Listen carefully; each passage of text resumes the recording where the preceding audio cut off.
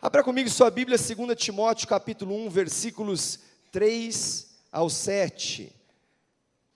2 Timóteo, capítulo 1, versículos 3 ao 7. Posso ler? Amém? Dou graças a Deus a quem sirvo com a consciência limpa, como serviram os meus antepassados.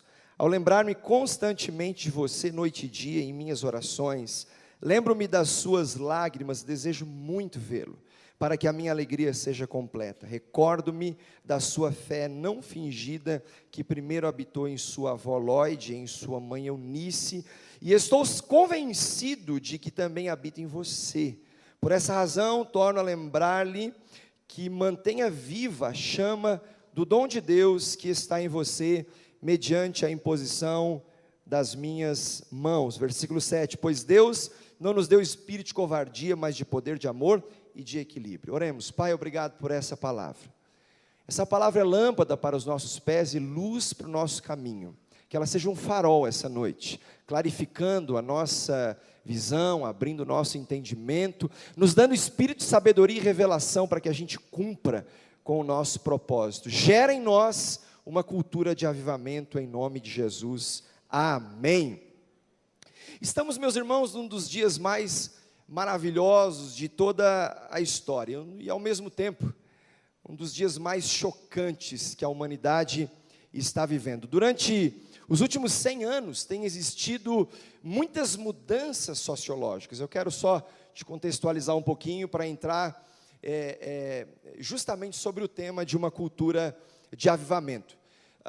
Nos últimos 100 anos, tem acontecido muitos desenvolvimentos tecnológicos, por exemplo. Você concorda comigo? Eu estava dias atrás, numa viagem aos Estados Unidos, estava passeando por uma rodovia, e de repente, eu olho para o lado e eu observo um carro passando em alta velocidade. Eu falei, que estranho esse negócio, não tinha motorista. Eu falei, mas que é isso? Esse é um carro da Tesla. A Tesla é uma montadora americana que surgiu no ano de 2003. Hoje a Tesla, através dos seus carros autônomos, ela ultrapassou a GM, a General Motors, se tornando a montadora americana mais forte que existe lá. Uma mudança tecnológica enorme. O pastor Daniel estava falando do lançamento do seu livro aqui, e ele publicou também na Amazon. O que é a Amazon? Uma empresa que também surgiu há pouco tempo atrás, em que o empreendedor sul-africano, ele monta a Amazon como uma loja varejista. Hoje a Amazon é a maior loja varejista do mundo, passando inclusive a Walmart. A Walmart ele tem 11.695 lojas espalhadas pelo mundo todo. A Amazon ela cabe num espaço talvez um pouco maior do que esse. Uma mudança sociológica voltada para a tecnologia. Não sei se você lembra da Kodak, hoje nós estamos aqui com uma Canon, né? Você lembra da Kodak? Quantos aqui tiveram uma Kodak, por exemplo? Um aparelho que para o seu tempo foi muito interessante. Eu, estudando um pouquinho sobre isso, eu descobri que a Kodak ela foi a primeira empresa a desenvolver a máquina digital. Os seus fundadores, quando desenvolveram essa máquina digital, eles olharam e falaram assim, isso aqui vai levar 20 anos para nós desenvolvermos um produto de tal forma que ele seja menor, porque ela pesava 5 quilos, e se torne acessível ao nosso consumidor. Ela engavetou o projeto, outras pessoas pegaram o projeto, o futuro chegou e a Kodak não viu. Passava dias atrás, em frente à fábrica da Kodak, e na frente tinha uma placa dizendo, aluga-se galpões. Deixa eu te falar uma coisa, as maiores empresas daqui 10 anos, elas ainda não nasceram.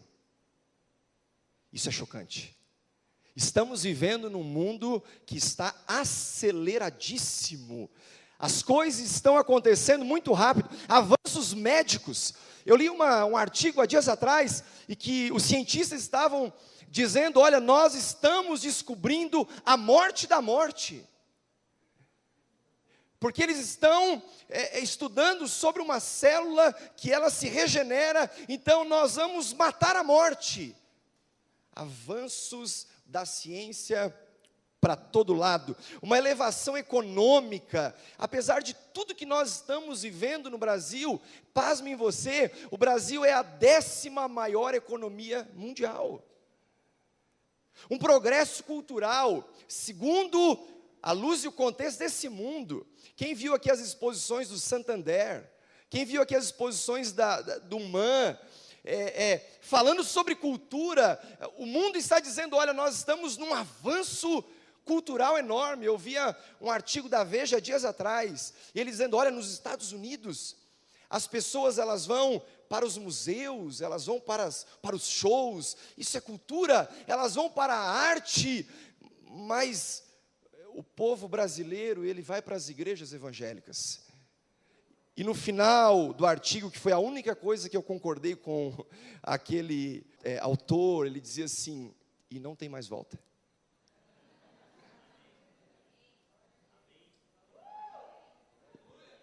Não tem mais volta para você. Você está aqui para dar certo e prosseguir nessa caminhada de fé, amém? Aleluia! Muitas coisas acontecendo, desenvolvimento educacional. Passou agora há pouco uma reportagem sobre os estudos nas casas. As famílias trazendo seus filhos para estudar em casa. Estudos à distância. Aliás, estudos à distância sempre houveram, né? Minha mãe pegava a carroça para estudar e era longe demais. Mas mudanças enormes acontecendo o tempo todo. Alvin Toffler, um conhecido pelos seus escritos sobre revolução digital, ele diz o seguinte: o mundo no futuro não seria mais dividido entre bonitos ou feios, inteligentes ou não inteligentes, fortes ou fracos, mas entre rápidos e lentos. Deixa eu te fazer uma pergunta. Nesse mundo que está sendo dividido entre rápidos e lentos, como você tem se encontrado? Você olha para um lado e você pensa assim, agora, não, mudou. Você olha para o lado, mudou. Eu vou lá ligar para minha namorada. Eu ligava para André em 99. Eu ia para o orelhão. Cadê o orelhão? Não existe mais. Por quê? Porque o mundo mudou. Quem gostava de assistir filmes e na sexta-feira ia buscar os filmes na locadora? A última fechou em Tubarão. Blockbuster, um fenômeno das locações de vídeos, onde está? Quebrou. Por quê? Porque o futuro chegou, essas empresas não viram. Alguém pegou e continuou. E você no meio de tudo isso, como está se redescobrindo? As descobertas e o desenvolvimento humano parecem não ter fim. Enquanto isso, o desenvolvimento espiritual e moral, ele tem sofrido um severo declínio. Enquanto as coisas estão aceleradíssimas, nós percebemos um aumento do humanismo secular e uma popularidade do relativismo moral. Tudo isso tem origem em uma geração que está sem mapa e sem bússola. É por isso que você está aqui numa convenção. Nós queremos nortear a sua vida, tocar uma trombeta e dizer, é para lá que nós estamos indo. Vamos juntos? Amém? Aleluia! Daniel capítulo 12, versículo 4, mas você, Daniel, feche com o selo as palavras do livro até o tempo do fim. Muitos irão por todo lado em busca de maior conhecimento.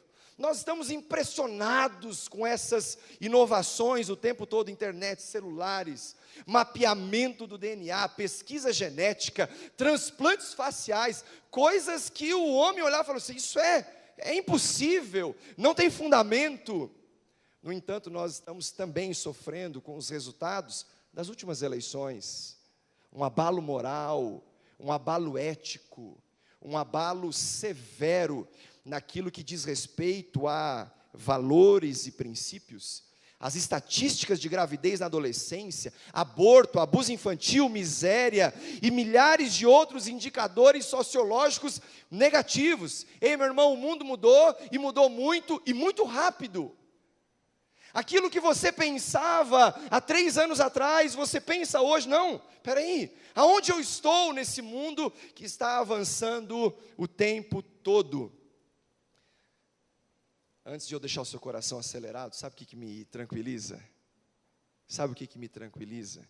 Que o nosso Deus é o mesmo ontem, hoje e para todo sempre. Diga assim, ufa!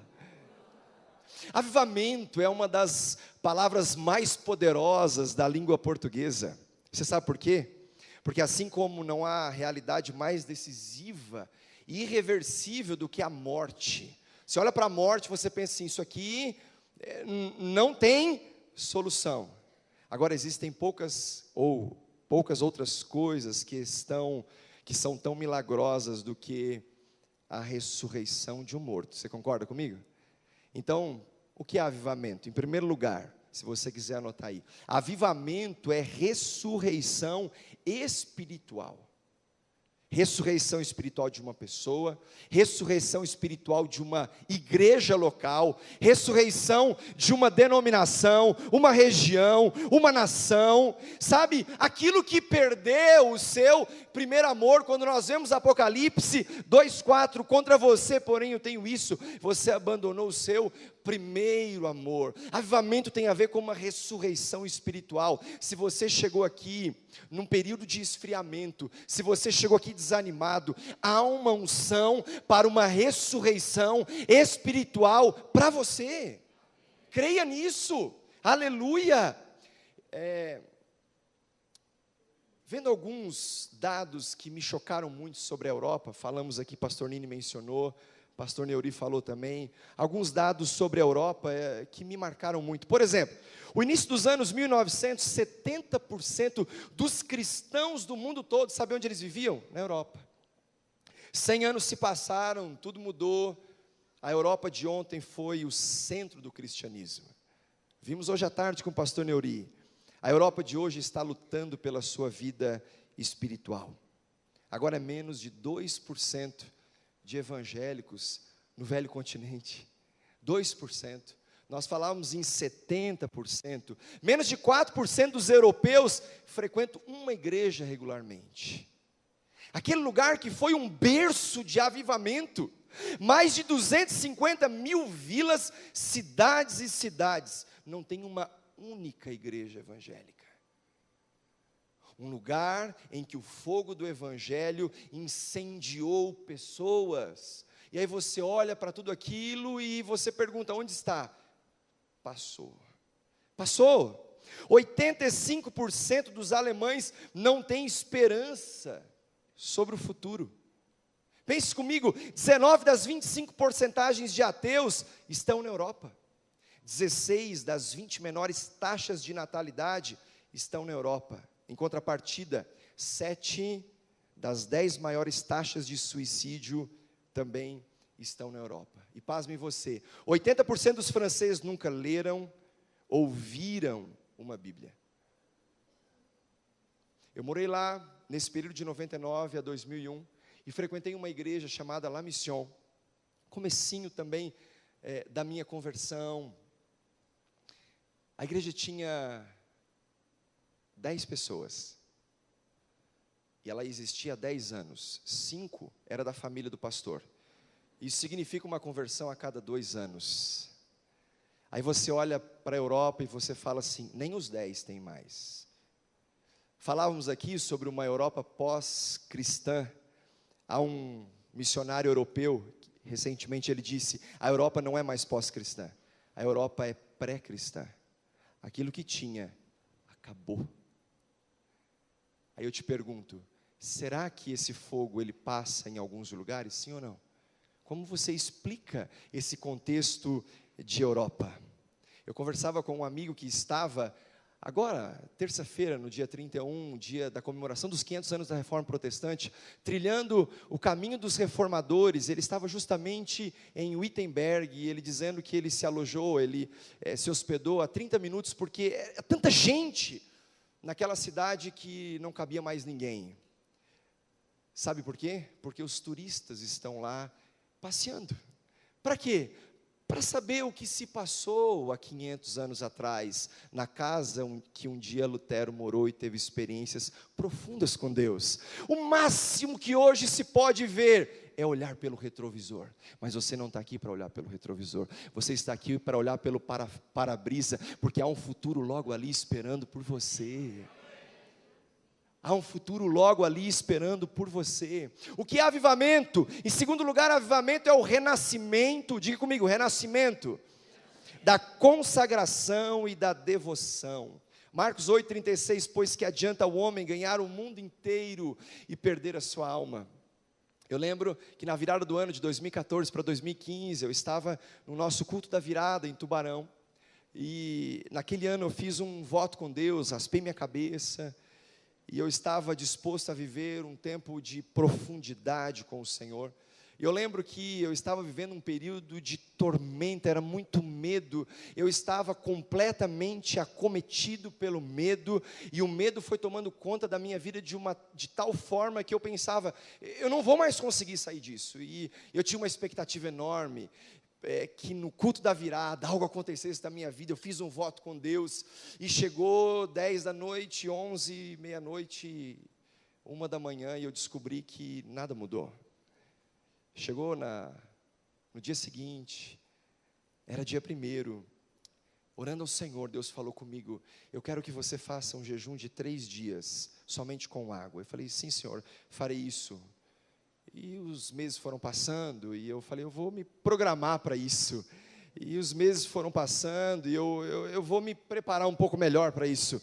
E já era setembro, um dia a pastora Marisa entrou na minha casa, eu estava lavando louça. Fica a dica para os homens. E ela falou assim para mim, Marcelo, por que você não faz um jejum de 3 dias? Eu larguei a louça e falei, meu Deus, eu vou agora. Falei com uma pessoa, consegui um apartamento, fui à Laguna e me isolei de internet, televisão e tudo mais, e eu fui buscar o Senhor.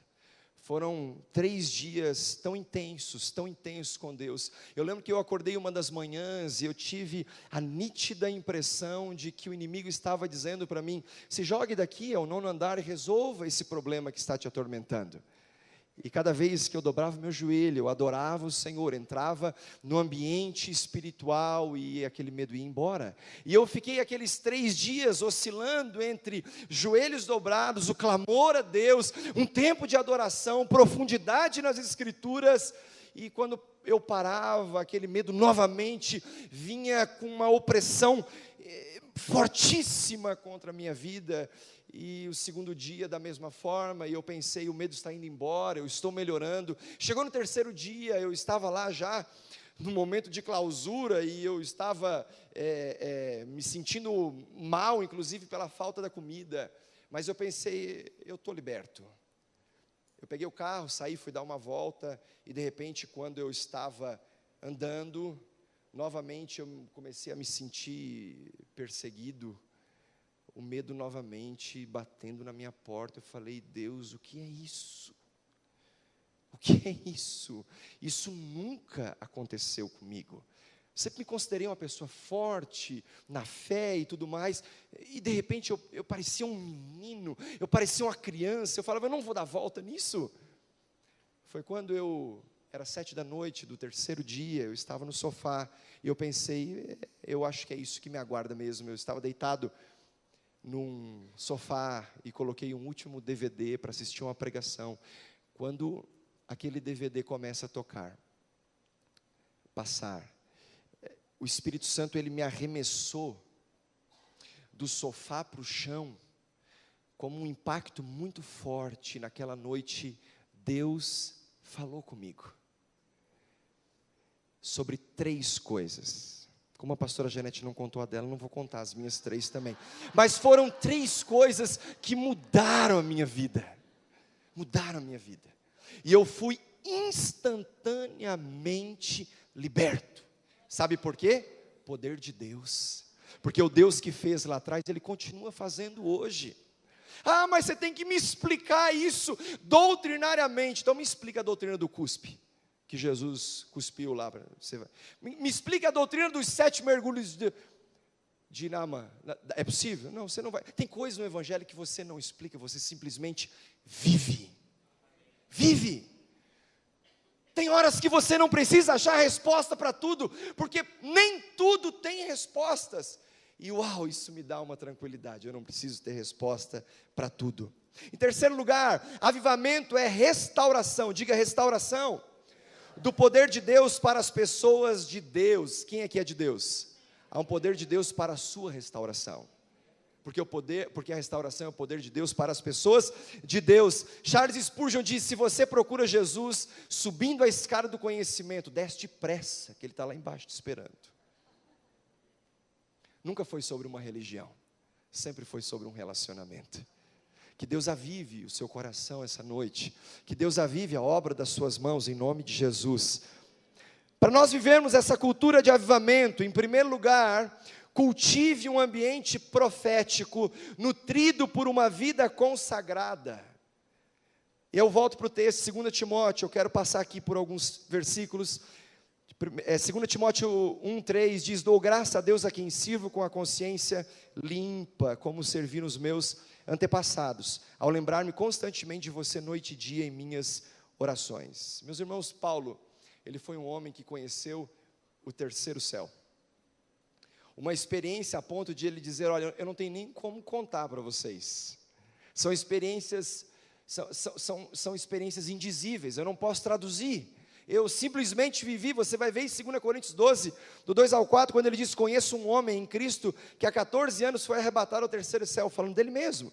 Se foi no corpo ou fora do corpo, não sei, Deus o sabe.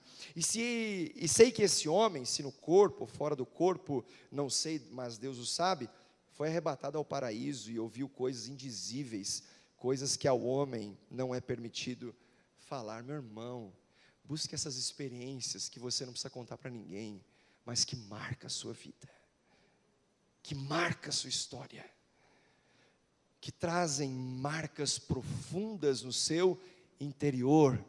Ele nutriu a sua consciência com a compreensão de que Jesus é tudo. Jesus é tudo. É tudo aquilo que você precisa que Ele seja, e essa compreensão que produz arrependimento.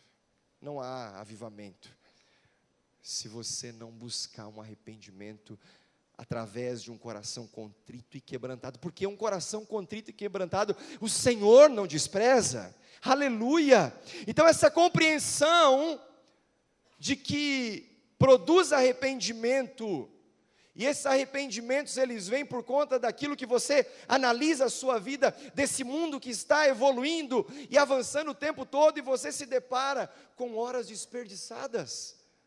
Uau! Eu tenho dito lá na igreja: olha, eu amo dormir o mais tarde possível. Não é uma recomendação, é só um testemunho. Eu amo dormir o mais tarde possível e acordar o mais cedo possível. Sabe por quê? Porque eu amo viver. O evangelho é sobre a vida. Eu quero gastar a minha vida em prol desse evangelho. Não desperdice seu tempo, não desperdice a sua atenção. Então essa compreensão que produz arrependimento por prioridades inapropriadas. Nós estamos numa luta contra uma agenda.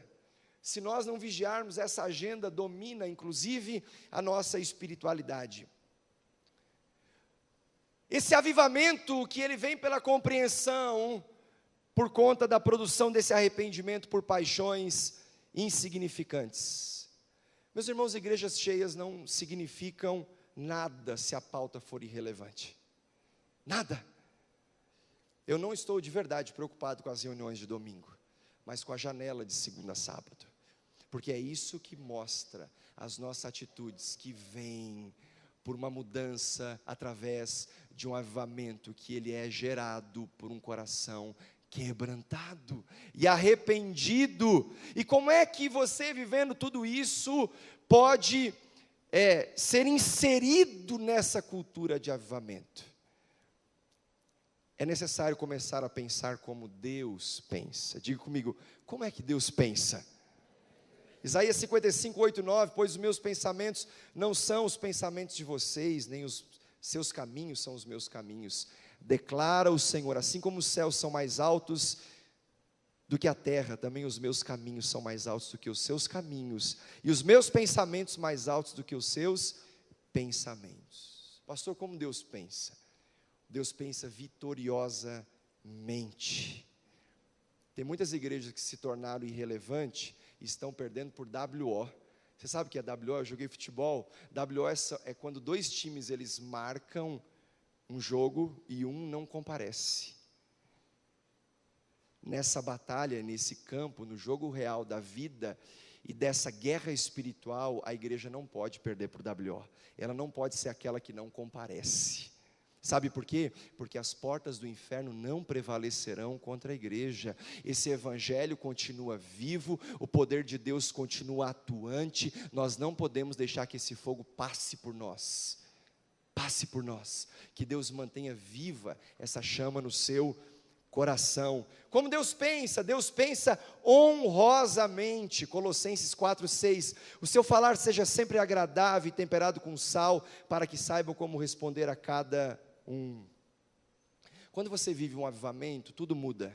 Há uma transformação social. Se você estudar a história, você vai ver que duas coisas incomuns são percebidas em qualquer onda de avivamento: conversão em massa e transformação social. Não há transformação social sem antes começar por uma transformação pessoal. A pastora Janete falava aqui hoje sobre essa linguagem crentez.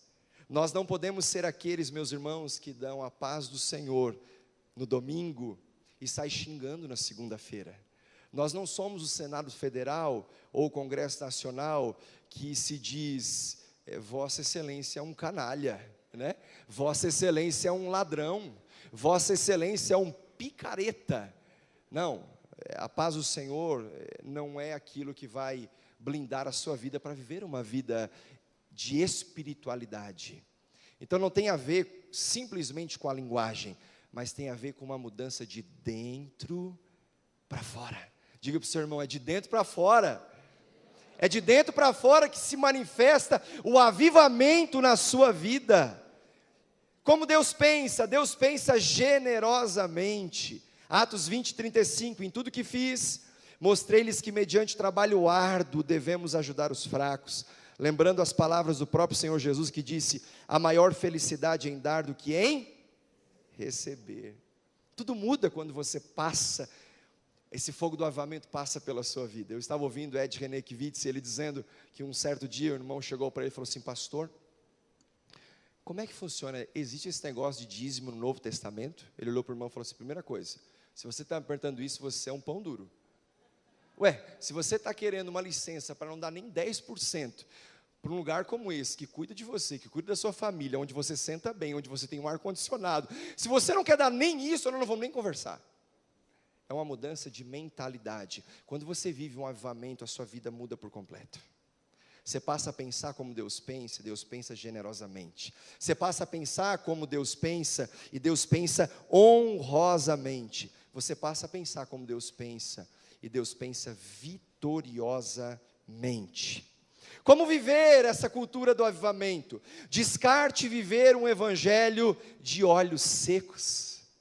2 Timóteo 1:4, lembro-me das suas lágrimas, desejo muito vê-lo, para que a minha alegria seja completa. Toda lágrima, ela representa o lado humano de um ser espiritual.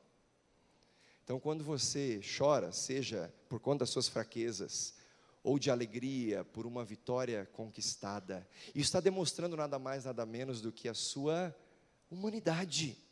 Você não é o super crente, você é um ser humano. Um ser humano.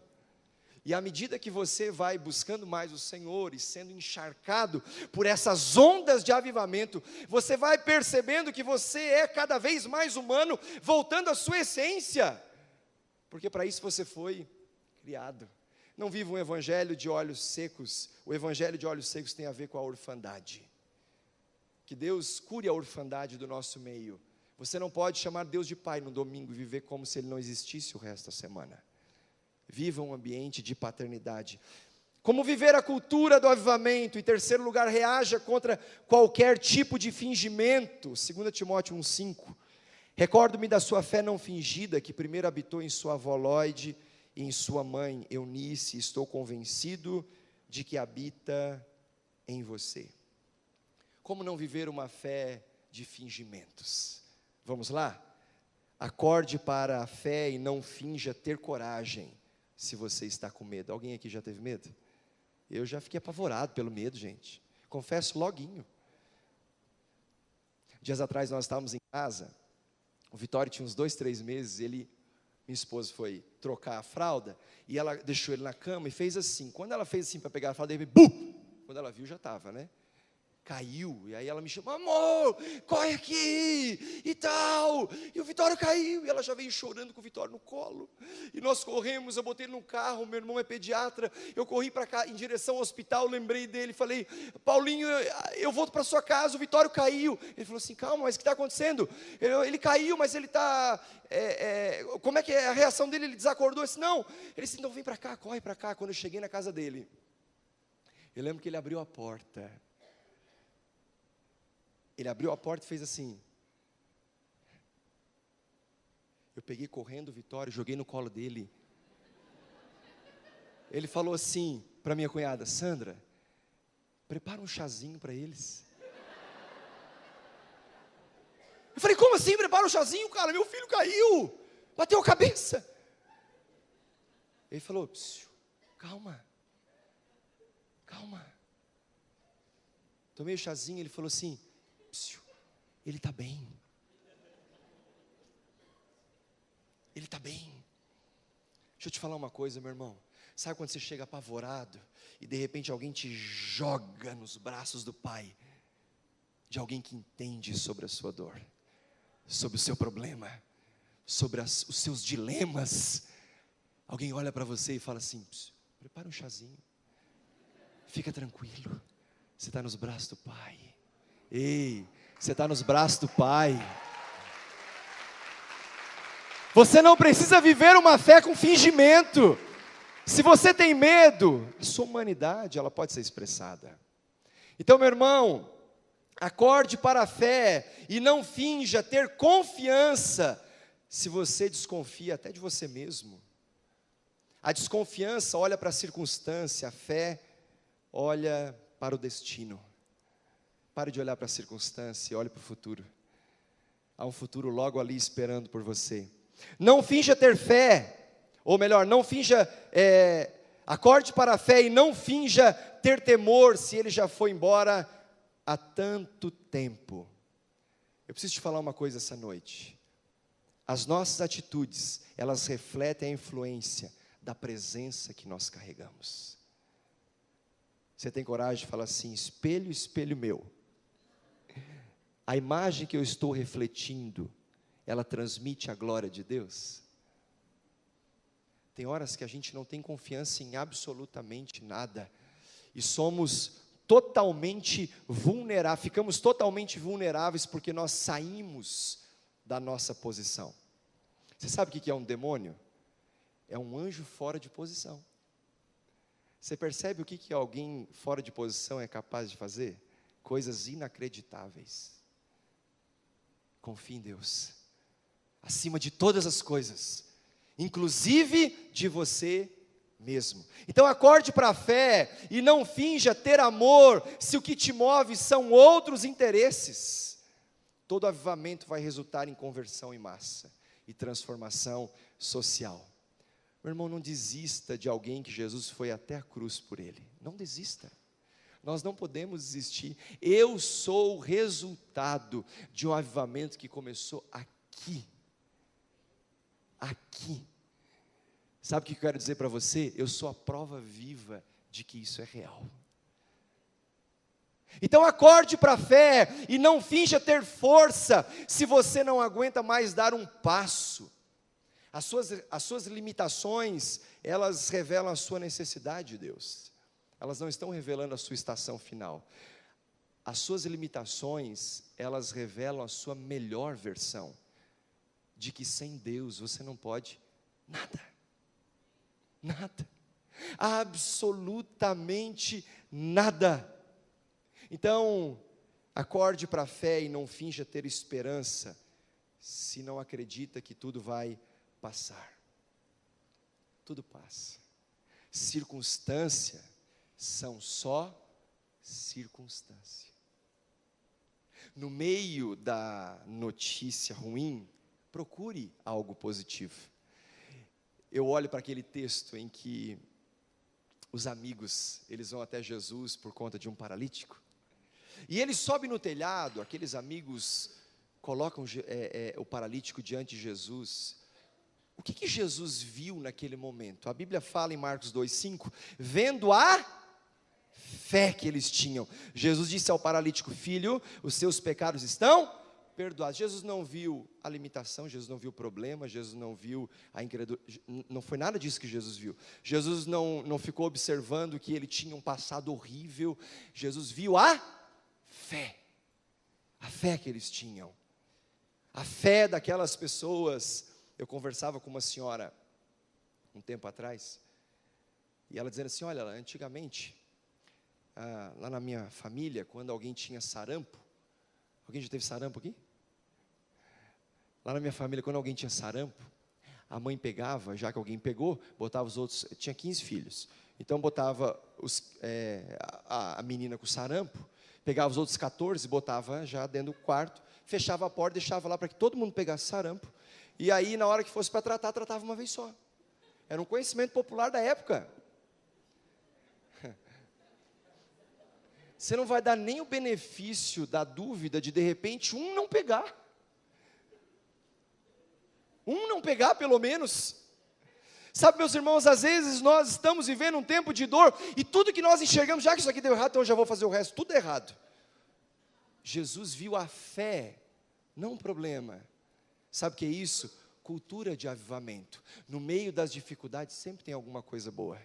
Sempre tem lições para nós aprendermos, sempre tem um ponto de vista diferente do que aquele que nós estamos enxergando. Tem pessoas que você vai orar e você fala assim: olha, eu vim aqui para orar por você, soube que você estava doente, posso orar por você? Ele olha e fala: pastor, olha, pode, se não fizer bem, mal não faz também, né? Sabe quando a pessoa ela perde toda a perspectiva de viver uma vida diferente, olhar o lado bom, mesmo no meio das dores. E eu quero encerrar essa mensagem para que você que quer viver uma cultura de avivamento, mantenha sempre a chama viva. Diga para o seu irmão assim: ei, mantenha sempre a chama viva. 2 Timóteo 1, 6 ao 7, por essa razão, torna a lembrá-lo de que mantenha viva a chama do dom de Deus que está em você, mediante a imposição das minhas mãos, pois Deus não nos deu espírito de covardia, mas de poder, de amor e de equilíbrio. Aleluia. Manter a chama viva tem a ver com uma decisão que nós tomamos referente àquilo que nós vamos nos encher. Todos nós fomos criados para sermos cheios. Você concorda comigo? O enchimento do Espírito. De uma forma ou de outra nós seremos cheios. Só nós vamos decidir do que nós vamos ser cheios. Nós podemos ser cheios de nós mesmos. Nós podemos ser cheios de dúvida, de medo, de incredulidade, de crítica, de acusação, de pessimismo. Mas nós podemos também deixar tudo isso para trás e sermos cheios do Espírito Santo. Sermos cheios do Espírito Santo. Steve Fortick, ele diz: Deus não pode te encher, diga assim comigo, de si mesmo, quando você está cheio de si mesmo. Não tem como Deus te encher dele, se tudo que tem dentro de nós é humano. Essa noite é noite de nós nos esvaziarmos. A dificuldade nunca foi nos enchermos, sempre foi nos esvaziarmos. Para vivermos uma cultura de avivamento, é necessário um esvaziamento, para que a gente possa ser cheio de Deus, pensar como Deus pensa, generosamente, vitoriosamente. Deus pensa de uma forma gloriosa. Os pensamentos do Senhor não são os nossos. Os caminhos dele também não são os nossos, porque os pensamentos e caminhos do Senhor são muito mais elevados. Fique de pé, eu quero orar com você.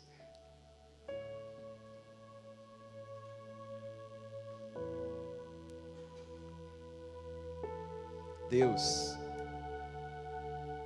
Ele não criou tetos. Às vezes as pessoas dizem: olha, minha oração parece que não passa do teto.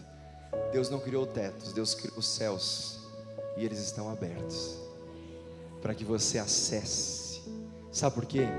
Porque o véu que separava, ele já não separa mais.